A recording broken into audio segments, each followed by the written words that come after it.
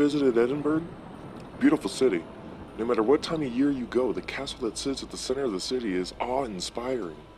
Looking down on the surrounding area from the mount, the peaks and valleys of the land have resulted in a city that flows with the landscape. Streets that surround can be steep, with numerous sprawling alleyways even steeper.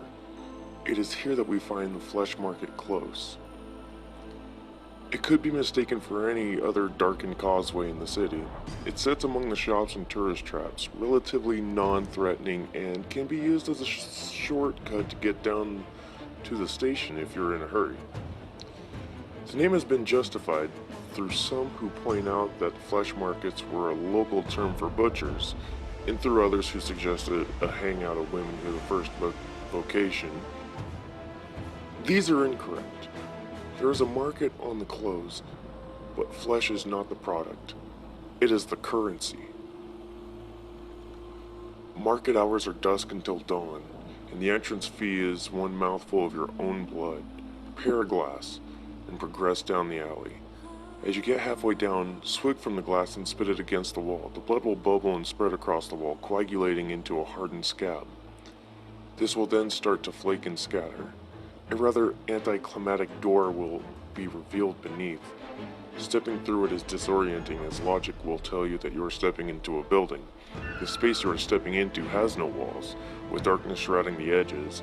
It is a penumbra that a number of stalls are set up, run by individuals who look like market traders from across the globe, from Arabian merchants to Cockney grocers to New York street con men. All of their clothes are splattered with blood and offal.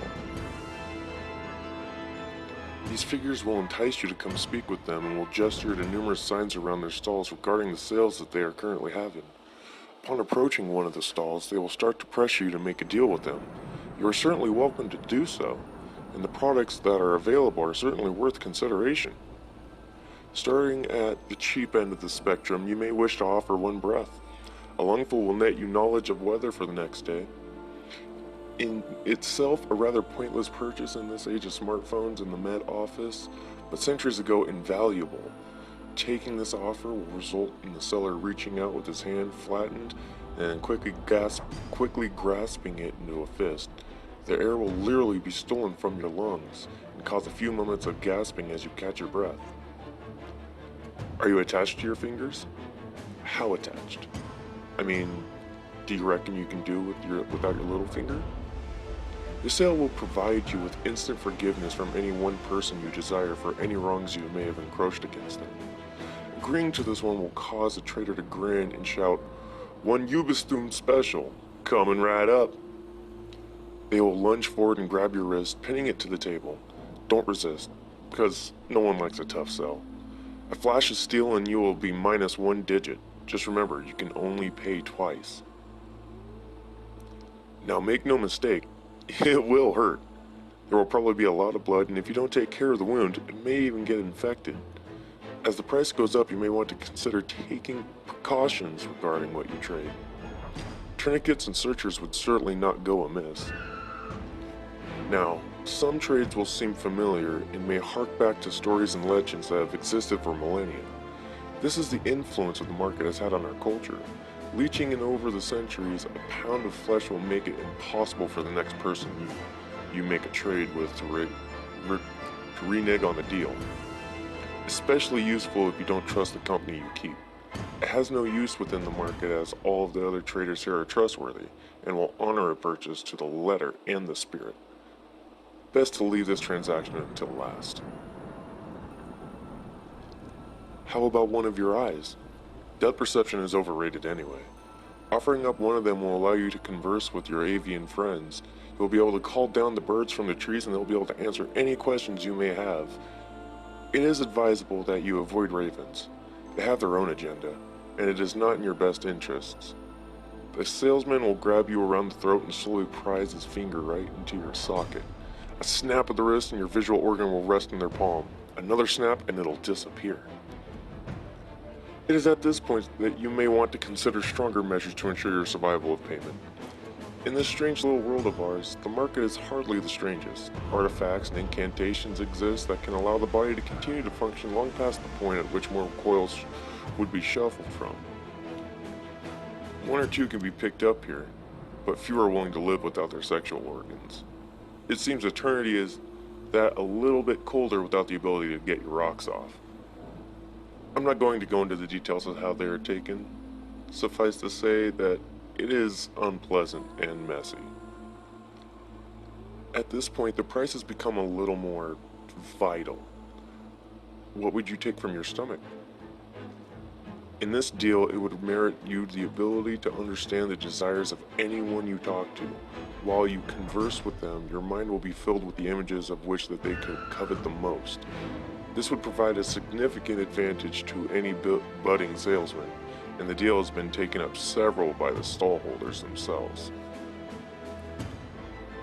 Some may argue that such a gift would be more poetically suited to the heart.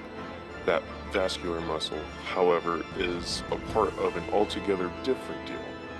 By bartering with your heart, you can guarantee the happiness of any given individual for the rest of their life, however long that may be.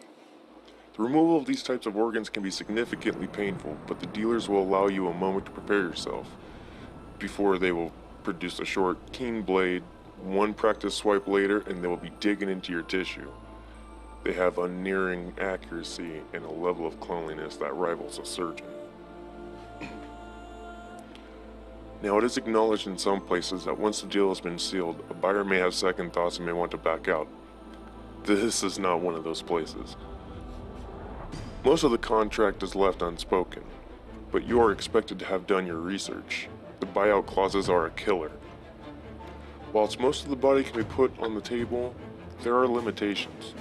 Fact of the matter is that the brain is the seat of sentience and cannot be fully placed in. I say fully. There was one individual who offered to lobotomize the part of the brain that holds memory as a part of the deal. Problem is, he can't remember what it is he received in return. I hear he suffered night terrors for the rest of his days. Now at this point, I offer a warning. Up until now, I have detailed the price list of your own body parts. Whatever you do, do not attempt to purchase anything on the market with organs of another. Every figure in the market will stop and stare at you, and the one you attempted to defraud will scream, "That's not yours to trade." Whatever it is you have tried to barter will, that body part will be taken from you as a punishment. A very literal eye for an eye. Despite whatever theological perspectives you may hold, offering your own soul will elicit the same result. There have been many theories postulated of the response, but the honest answer is we just don't know. The market has been trading in blood and bone for as long as civilization has existed. Though the entrance has moved from city to city, many have visited and shook hands with the butchers, though not quite as many got those hands back. A smart man would wonder how it is that these individuals are capable of honoring the deals they broker. A smart man would ask himself why his body parts are such high value in this economy. Just understand that it's supply and demand. As long as there are fools willing to supply, you shouldn't need to concern yourself with who is doing the demanding.